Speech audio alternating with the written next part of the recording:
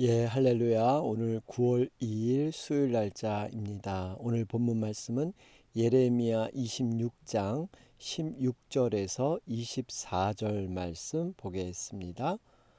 고관들과 모든 백성이 제사장들과 선지자들에게 이르되 이 사람이 우리 하나님 여호와의 이름으로 우리에게 말하였으니 죽일 만한 이유가 없느니라. 그러자 그 지방의 장로 중 몇 사람이 일어나 백성의 온 회중에게 말하여 이르기를 유다 왕 히스기야 시대에 모레셋 사람 미가가 유다의 모든 백성에게 예언하여 이르되 만군의 여호와께서 이와 같이 말씀하셨느니라. 시온은 밭같이 경작지가 될 것이며 예루살렘은 돌무더기가 되며 이 성전에 사는 산당의 숲과 같이 되리라 하였으나 유다의 왕 히스기야와 모든 유다가 그를 죽였느냐. 히스기야가 여호와를 두려워하여 여호와께 간구하매 여호와께서 그들에게 선언한 재앙에 대하여 뜻을 돌이키지 아니하셨느냐. 우리가 이같이 하면 우리의 생명을 스스로 심히 해롭게 하는 것이니라. 또 여호와의 이름으로 예언한 사람이 있었는데 곧 기랏 여아림 스마야의 아들 우리아라. 그가 예레미야의 모든 말과 같이 이 성과 이 땅에 경고하여 예언하매 여호야김 왕과 그의 모든 용사와 모든 고관이 그의 말을 듣고서 왕이 그를 죽이려 하매 우리아가 그 말을 듣고 두려워 애굽으로 도망하여 간지라. 여호야김 왕이 사람을 애굽으로 보내되 곧 악볼의 아들 엘라단과 몇 사람을 함께 애굽으로 보냈더니 그들이 우리아를 애굽에서 연행하여 여호야김 왕에게로 그를 데려오매 왕이 칼로 그를 죽이고 그의 시체를 평민의 묘지에 던지게 하니라. 사반의 아들 아히감의 손이 예레미야를 도와주어 그를 백성의 손에 내어주지 아니하여 죽이지 못하게 하니라. 아멘. 우리 예레미야 26장 살펴보는 가운데 있습니다. 어제 26장 1절로 15절 말씀이었죠. 여러분, 예레미야의 핵심 포인트는 심판과 회복입니다. 이스라엘 백성들이 하나님의 언약을 저버리고 그들이 타락의 길로 갔을 때 하나님은 하나님의 백성이지만 반드시 사랑하시기에 채찍과 이러한 징계를 보내주셨죠. 그것이 바로 이스라엘 백성이 결국 무너지고 이제 예루살렘 성까지도 무너지는 이런 참혹한 현실을 맞이하게 됩니다. 바벨론의 70년간의 포로를 통해서 그들의 죄악이 낱낱이 고발되고 회개했을 때 다시 한번 회복할 수 있는 기회를 주죠. 우리가 하나님의 말씀은요, 결국 소망과 희망입니다. 요한계시록도 여러 가지 종말의 심판을 통해서 결국에는 회복을 외치고 있죠. 아멘 주 예수여 속히 오시옵소서. 그러니까 예수님이 이 땅에 재림주로 오시는 것이 두려움이 아니라 믿음이 있는 자에게는 희망이고 또 소망이 될 줄로 믿습니다. 물론 그 과정은 너무나 참혹하고 무서우기까지 할 수 있습니다. 그럼에도 불구하고 우리의 끝은 반드시 하나님의 선하심, 여러분 이것을 믿는 자마다 하나님께서 그한 선하심으로 우리의 인생을 이끌어 주실 줄로 믿습니다. 그러면서 하나님의 회개의 메시지를 들었을 때 우리가 어떤 회개의 그러한 마음들이 성령의 감동으로 주어졌을 때 우리가 지체 말고 회개해야 합니다. 그 회개가 결국 우리의 영혼을 살리는 것입니다. 그래서 정말 선지자의 말, 주의 종을 통해서 전해지는 말씀이 우리의 심령에 와 닿아서 회개에 대한 그러한 마음의 그러한 움직임이 있다면 우리가 그것을 회개했을 때 우리에게 새 심령으로 하나님께서는 더 깊은 하나님의 관계로 우리를 이끌어 주실 줄로 믿습니다. 자, 어제 예레미야가 그렇게 돌아와라. 그리하면 모든 재앙을 거둘 것이다. 그런데 이 제사장과 선지자들, 고관들은요, 이 예레미야 죽이는 것이 마땅하다. 정말 다수가 예레미야의 그 올바른 입을 막기 위해서 그 존재를 없애야 된다. 이렇게 죄악으로 그들이 치달았던 것을 우리는 만났습니다. 자, 그러면서 오늘 이어지는 말씀 우리 16절 보니까요. 고관들과 모든 백성이 이제 제사장과 선지자들, 제사장과 선지자들은 예레미야를 죽이자 이렇게 적극적으로 나선 사람들이죠. 근데 고관들과 모든 백성 가운데 이렇게 외쳤습니다. 이 죽일 만한 이유가 없다. 이분이 바로 여호와 이름으로 우리에게 말씀했기 때문에 죽일 이유를 충분히 찾지 못한다. 그랬더니 17절에 그러자 그 지방의 장로 중 몇 사람이, 근데 장로 몇 사람이 이제 본격적으로 예레미야를 변론하기 시작합니다. 그러면서 회중에 얘기하죠. 그러면서 보면 18절 보면 유다 왕 히스기야 시대의 모레셋 사람 미가가, 여러분 이 미가라는 선지자의 예를 들어서 지금 말하고 있습니다. 여러분 이 미가라는 사람은요, 미가사의 저자죠. 히스기야 시대에 이사야와 함께 선지자로 활동했던 아주 그런 뛰어난 선지자입니다.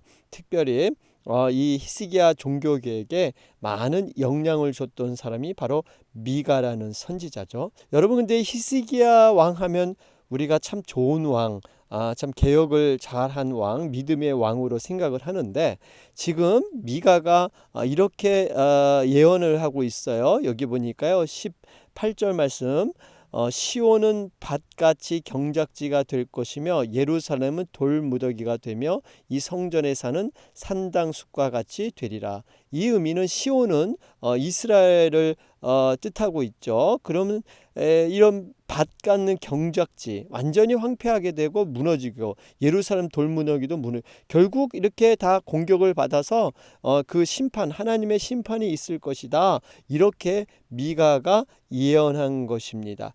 그런데 왜 히스기야는 좋은 왕, 선한 왕인데 왜 이런 어려움이 있었을까요? 그것은요 히스기야의 왕이 초기 때 일어난 그러한 지금 예언의 말씀입니다. 여러분 히스기야가 왕이 됐지만 그 전에 그 아버지 왕이 바로 아하스라는 왕이었죠. 이 아하스라는 왕도 굉장히 악한 왕이었습니다. 종교적인 타락과 우상을 숭배하면서 이방신을 섬겼던 이러한 왕이었죠. 그래서 히스기야가 왕이 됐지만 아직까지는 그러한 여러 가지 개혁이 제대로 모든 그런 성과로 일어나지 않을 때 아하스 왕이 그 행했던 그 악행들이 여전히 그 사회 전반적으로 남아 있었기 때문에 도덕적으로 타락한 그러한 상태였습니다. 그래서 미가 선지자가 이러한 그 예언을 했는데 사실 이 예언이 실제로 일어났죠. 히스기야 14년 때 BC 701년입니다. 아수르 왕 사네립의 왕이 사네립이 유다를 이렇게 쳐들어오게 되죠. 예루살렘을 완전히 포위하게 됩니다. 그래서 사실 이제 예루살렘이 더 이상 지탱하지 못할 정도까지 이렇게 되죠. 그런데 사실 그때 히스기야는요, 이 지금 미가 선지자의 말씀을 의지하고 그가 회개해서 사실 예루살렘을 구원하게 되는 그러한 역사를 그는 경험하게 됩니다. 아울러서 사실 여러분 아시지만 히스기야는 병에 걸리게 되죠. 죽을 병에 걸렸을 때 히스기야는 벽을 보면서 간절히 하나님 앞에 간구합니다. 그랬더니 하나님께서 생명을 15년이나 연장시켜 주시는 하나님의 특별한 그런 은혜를 베풀고 있죠. 여러분 이것을 보면 지금 이렇게 회개를 하게 되는 것, 이 회개하는 사람에게는요 어떻게 보면 위기가 큰 기회가 된다는 사실입니다. 우리가 이 회개는 우리를 망하게 하려 하는 것이 아니라 오히려 이 회개를 통해서 하나님의 믿음의 사람으로 세우고 하나님과의 막혔던 죄악의 벽을 무너뜨리는 이러한 기회가 바로 회개인 것이죠. 그래서 우리가 회개가 참 내 자신의 더럽고 추악한 것을 드러내는 것 같지만 사실 그것 이것을 통해서 하나님께서 모든 죄를 용서하실 뿐만 아니라 기억지 않으신다 그러죠. 그리고 그 죄를 짓지 않게 도와주신다고 합니다.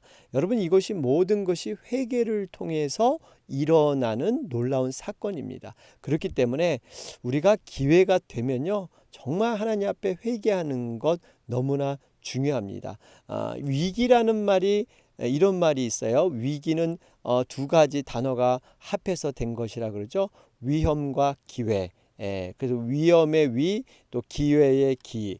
여러분, 그래서 우리가 세상에서 또 삶에서 살아갈 때 이러한 그 위기라는 말을 많이 쓰는데요. 이 위기는 위험일 수 있지만 또 반면에 위기가 기회가 될 수 있다. 이것이 하나님의 영적인 원리 안에서 여러분 가능하게 될 줄로 믿습니다. 그렇기 때문에 우리가 고난, 위기는요, 하나님 앞에서는 기회가 될 수 있습니다. 더욱더 하나님의 믿음을 체험하고 살아계신 하나님을 붙들 수 있는 기회.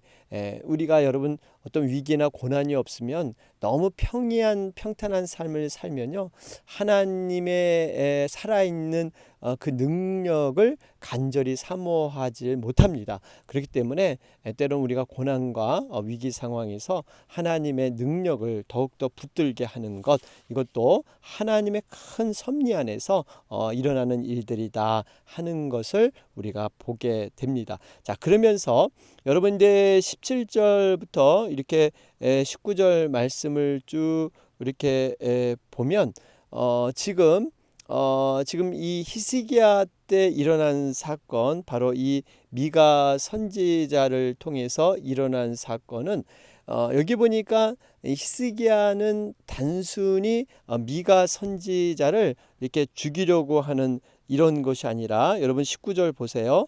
그냥 선지자를 죽이지 않고 그냥 놔두는 정도가 아니라 선지자의 말씀을 듣고 19절에 보니까 여호와를 두려워하여 여호와께 간구하며, 그래요. 그러니까 지금 히스기야는 그 미가 선지자의 말씀을 듣고 자신이 회개하고 그 말씀을 붙들고 겸손히 낮아졌다는 것입니다. 그러니까 히스기야는 단순히 미가를 죽이지 않은 것, 그냥 놓아주는 것을 그치지 않고 더 적극적으로 그 말씀을 받았다는 겁니다.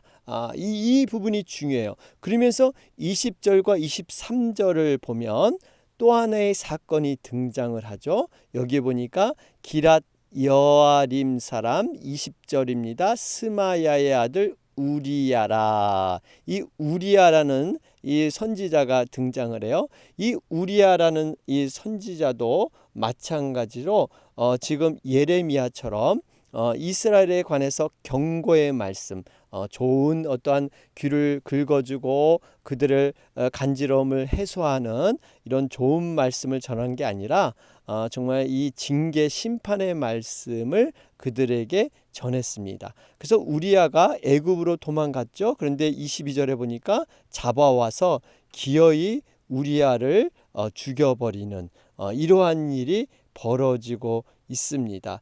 여러분, 이렇게 지금 20절부터 23절에 걸친 이 죽임을 당한 우리야 선지자를 왜 등장했을까요?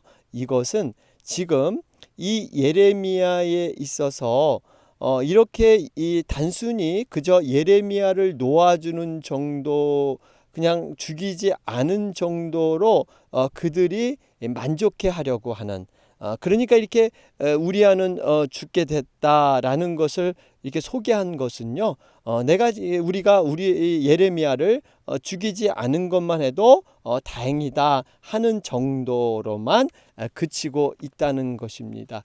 여러분, 이 의미를 좀 차이를 아시겠어요? 우리가 그저 어떠한 그 죄를 피해가고 그 죄와 나와 상관없으면 돌아가고 이 정도로 그냥 그치는 것이 아니라 적극적으로 선을 행해야 된다는 겁니다. 다시 말하면 히스기야 시대처럼 미가 선지자가 전한 그 말씀을 받고서 그 말씀 앞에 반응하고 회개하는 데까지 이건 적극적으로 하나님의 말씀을 붙들려고 하는 의지와 결단인 것입니다. 우리는 흔히들 그냥 이 막는 것만 또 넘어가는 것만 어떻게 그 현재 상황을 모면하는 것만으로 이렇게 만족해 할 수 있습니다. 그저 그래서 예레미야를 그냥 죽이지 않고 놓아주는 정도 뭐 이것으로 만족할 수 있어요. 여러분 그래서는 안 되고요. 그 말씀을 나의 말씀으로 내 정말 레마의 말씀으로 여러분 받아야 할 줄로 믿습니다. 그래서 우리가 살아가는 삶이 영적인 전장터라 그러죠. 영적 전쟁. 영적 전쟁은요. 여러분 전진이 없으면 앞으로 나가지 못하면 퇴보, 뒤로 물러갈 수밖에 없죠. 여러분 중간의 상태는 없습니다. 회색지대는 없어요. 신앙에서 믿음에서 회색지대, 중간지대는 없습니다. 앞으로 가든지 뒤로 물러나든지. 그래서 제가 외발 자전거의 비유를 말씀드리잖아요. 우리의 믿음은요. 이렇게 서 있다는 것은 있을 수 없습니다. 외발 자전거를 타는 서커스단 그 사람들의 모습을 보면 우리가 서 있는 것처럼 외발이 서 있는 것 같지만 자전거가요. 사실은 끊임없이 그 중심을 잡기 위해서 눈에 보이지 않지만 세밀한 움직임이 있다는 거예요. 이 발로서 이 지금 그 균형을 잡고요. 이 외발 자전거의 그 보이지 않는 여러분 신앙도 마찬가지예요. 우리가 움직이지 않으면 과거의 어떤 내 신앙의 경험, 내 신앙의 지식, 신앙의 직분, 연륜 다 필요 없습니다. 여러분 신앙은 무너지는 것은 하루아침에 무너집니다. 우리가 10년, 20년 열심히 신앙을 쌓았어도요. 우리가 하루아침에 사단의 그 공격에 누구나 무너질 수 있기 때문에 우리가 매일매일 영적 전쟁을 선포하고 매일매일 하나님의 만나의 말씀과 성령의 인도함을 받지 않으면 누구든지 여러분 무너질 수밖에 없어요. 더군다나 말씀은요. 되게 적극적인 선을 원하고 계십니다. 우리가 죄를 피하고 이렇게 돌아가고 그냥 죄에 걸려 넘어지 않은 정도가 죄가 아니라 여러분 심지어는 사람이 선을 행할 줄 알고도 행치 않으면 죄다. 이게 야고보서 4장 17절 말씀 아니에요? 선을 행할 줄 아는데 그저 안 하는 것도 죄다. 더 나아가서 믿음으로 행하지 않으면 죄라고 합니다. 우리가 로마서 말씀 살펴봤잖아요. 믿음으로 행하지 않으면 선행도 하고 헌신도 많이 하고 여러분 교회 덕도 쌓고 여러 가지 인격적으로 훌륭한데 그 모든 것들이 믿음으로 행하지 않으면 다 죄다 이렇게 얘기하지 않습니까? 주여 주여 하는 자마다 다 천국에 들어가지 못한다고 하잖아요. 선지자 노릇하고 주님의 놀라운 기적과 능력을 행했을지라도 정말 하나님께서 나는 너를 도무지 알지 못한다. 왜 그렇습니까? 믿음으로 하지 않았기 때문에. 여러분 이 부분을 우리가 참으로 다시 한번 곱씹어 봐야 합니다. 정말 나는 믿음으로 하고 있는가? 선을 행할 줄 알면서도 하지 않는 것 자체도 이게 죄일 수 있다라는 것을 생각했을 때 얼마나 우리가 적극적으로 이러한 선을 베풀어야 되는가 하는 것들을 우리는 알 수가 있습니다. 그래서 예레미야를 그냥 살려주는 정도가 아니라 예레미야가 선포한 말씀을 나의 말씀으로 받고 우리가 그 가운데 돌이키는 것, 회개하는 것, 여러분 이것만이 우리가 살 길이다 하는 것을 우리는 고백하게 됩니다. 자, 그러면서 우리 24절의 말씀입니다. 사반의 아들 아히감의 손이 예레미야를 도와주어 그를 백성의 손에 내어주지 아니하여 죽이지 못하게 하니라. 여러분 하나님의 종, 하나님의 사람은요 반드시 하나님께서 보호하시고 도우시고 지켜주실 줄로 믿습니다. 이 예레미야 어떻게 보면 지금 굉장히 곤란 가운데 죽음의 위험 가운데 빠질 수 있는 예레미야를요 바로 아히감이라는 사람의 손을 통해서 건져주시고 인도해 주신다는 사실입니다. 여러분 반드시 하나님의 종은요 이렇게 도움의 손길을 하나님은 예비하고 계십니다. 여기 사반의 아들 아히감은 요시야 왕 때 서기관을 지내면서 요시야의 개혁 정책을 지지했던 참 신앙이 있는 이 인물이죠. 특별히 여기 사반의 집안은요, 전체적으로 신앙인이고요, 굉장히 경건한 사람들로 이렇게 구성되어 있습니다. 사반의 또 다른 아들이죠, 서기관이었던 그마랴라는 사람이 있는데, 이 그마랴는 이 바룩이 예레미야의 말씀을 낭독할 때 자신의 방을 이렇게 내어주었던 이런 사람이었고요. 또 아이감의 아들 그다랴라는 사람이 있는데, 유다가 멸망을 당하게 되죠. 그 이후에 바벨론에 의해서 유다 총독으로 임명되게 됩니다. 이 그다랴라는 사람이 그럴 때 예레미야를 돕는 그러한 도움의 손길이 바로 그다랴라는 사람입니다. 어쨌든 간에 이처럼 이 사반의 집안, 참 믿음의 집안이었고요. 정말 하나님께서 쓰시는 적절한 때 사용하는 그러한 집안이었습니다. 여러분, 우리 정말 가정의 자녀들이 이렇게 성장했으면 좋겠어요. 하나님이 쓰시고자 할 때 그 영향력이 있어서 이 사반처럼, 여러분 요셉도 마찬가지로 국무총리로 이렇게 올라갔기 때문에 자신의 가족들을 애굽으로 이렇게 불러올 수가 있었죠. 그 애굽으로 불러들여야만 출애굽의 사건이 일어나고 홍해 사건과 요단강을 건너서 가나안 땅에 들어가는 것. 어떻게 보면 하나님의 지금 섭리 안에서 움직여야 되는데 그것을 받들어서 이루게 한 그 근본점이 시작이 바로 요셉에서 시작하죠. 그래서 하나님께서 요셉을 국무총리로 올려주신 것입니다.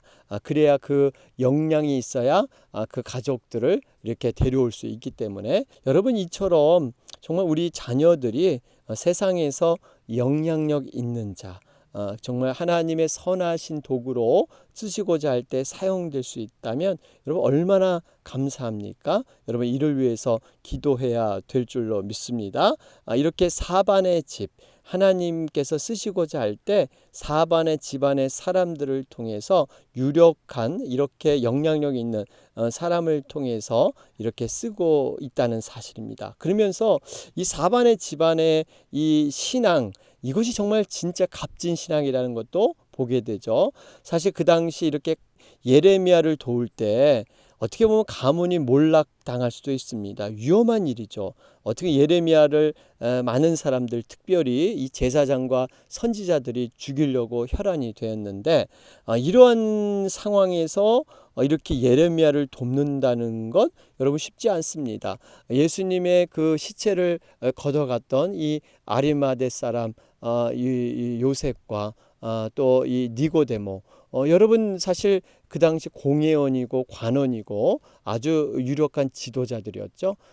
제자들까지도 뿔뿔이 도망간 상태에서 이들이 예수님의 시체를 달라 그러면서 이렇게 장사 지내기 위해서 예수님 시체를 이렇게 가지러 갔다는 것은요, 그 당시 여러분 쉬운 것이 아닙니다. 자기의 모든 명예와 직분까지도 지위 내려놓을 각오를 하고 이렇게 간 것이죠. 여러분 이것이 용기 있는 신앙의 모습인 줄로 믿습니다. 현실적으로 이해타산을 따지고 자신의 어떠한 그 위치에 여러 가지 위험성을 따져서 이렇게 계산을 해서 나에게 유익이 되는가 안 되는가로 우리 주님을 따르는 것이 아니라 진정한 그 사랑하는 충성하는 마음으로 순종하는 것, 여러분 이것이 진정한 신앙인의 모습이지 않겠습니까? 하나님께서는 정말 불가능한 이렇게 보이는 일 가운데 지금 이러한 사반의 아들 아이감을 통해서, 여러분 사실 물론 이 아이감의 신앙이 좋은 것 맞습니다. 믿음이 좋아서 이렇게 담대한 용기를 내서 이렇게 한 건 맞는데요. 사실은 또 그 뒤에 하나님의 손길이 있었죠. 바로 이 예레미야를 돕기 위해서 하나님께서 예비된 돕는 손길을 숨겨 놓으셨다는 것입니다. 그래서 이 아이감을 통해서 하나님은 이렇게 예레미야 생명을 살려서 나머지 또 사역을 감당케 하죠. 성경에는 이런 사람들이 많이 등장합니다. 엘리야를 위해서는 위해서는 사렙다 과부 돕는 예비자로 세워놨고요. 엘리사를 위해서는 수넴 여인을 돕는 자로 준비해놨습니다. 또 다윗이 사울에게 쫓기면서 생명을 지킬 수 있었던 것은요, 사실 그 동역자들이 있었죠. 주변에 아둘람 굴 출신의 정말 서로 간에 따뜻한 사랑과 우정이 있었던 그러한 사람들이 늘 다윗 옆에 이렇게 함께 했던 것을 볼 수가 있습니다. 분명히 하나님께서 오늘도 살아계셔서 이렇게 하나님의 종들 또 하나님의 일을 감당코자 할 때 반드시 이 동역자를 함께 세워주실 줄로 믿습니다. 그러면서 마지막으로 하나 우리가 좀 살펴봐야 할 것은요, 사실 여기 보면은 이 지금 우리아는 죽었습니다. 우리아는 죽고 미가 선지자는 살았죠. 여기 두 가지 예를 들었잖아요. 똑같이 하나님의 종으로서 그 시대에 정말 쓴소리, 하나님의 말씀을 가감없이 경고의 말씀으로 전했던 예루살렘 성이 무너질 것이다. 이런 그 분명한 메시지를 전했는데 미가 선지자는 살았습니다. 그러나 우리아라는 선지자는 죽게 되죠. 또 물론 예레미야도 이렇게 가까스로 살게 되는 것. 사실 여러분 여기 보면 미가 선지자는 하나님의 복을 받아서 생명을 유지하고 우리아 선지자는 이렇게 또 하나님 앞에 이 사역에 대한 부분들이 제한한 것처럼 죽음을 당하는 것. 여러분 사는 것 죽는 것, 여러분 어떤 것이 하나님 앞에 쓰임을 받았을까요? 여러분 분명한 것은 둘 다 쓰임을 받은 것입니다. 사나 죽으나 모든 것이 다 주의 것이고 주님을 위한 것입니다. 우리의 인간적인 눈에는 더 오래 살아서 일을 감당하면은 더 좋지 않으냐? 여러분 꼭 그렇지만은 않습니다. 우리가 하나님의 관점에서 생각해 봐야 됩니다. 한 예를 들어볼까요? 여러분 예수님께서 가장 아꼈던 세 제자가 바로 베드로, 야고보, 요한이었죠. 특별하게 예수님이 많은 사랑을 두고 특별한 장소도 많이 동행했습니다. 그런데요, 여기 보면 요한은 오래 살죠. 12제자 중에 가장 장수한 사람입니다. 반모섬에 유배돼서 그는 요한 1, 2, 3서와 또 요한계시록까지 기록하면서 사도로서 제일 오래 살면서 하나님의 복음을 증거했던 사람이 요한입니다. 반면에 야고보라는 사람은요, 제일 먼저 순교를 했습니다.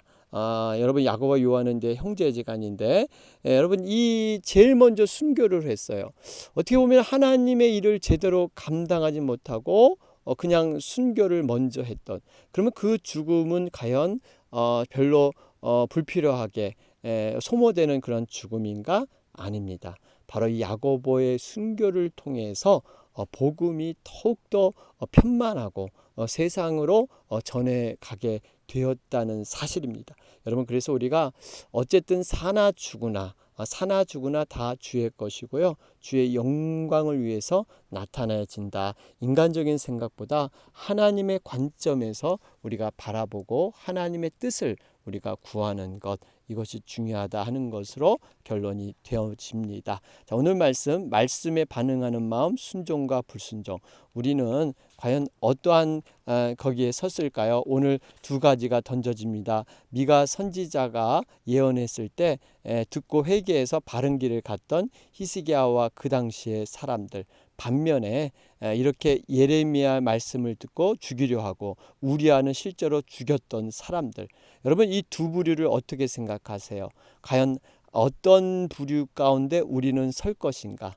하나님의 예언의 말씀을 듣고 반응을 어떻게 할 것인가? 우리가 선택을 해야 합니다. 아무쪼록 주님의 말씀 앞에 우리가 솔직하게 진실되게 반응하는 여러분과 제가 되길 바랍니다. 오늘 수요일 날짜입니다. 이 땅의 모든 교회를 위해서 또 선교사님과 선교지를 위해서 함께 중보해 주시기 바랍니다. 다 같이 기도드리겠습니다.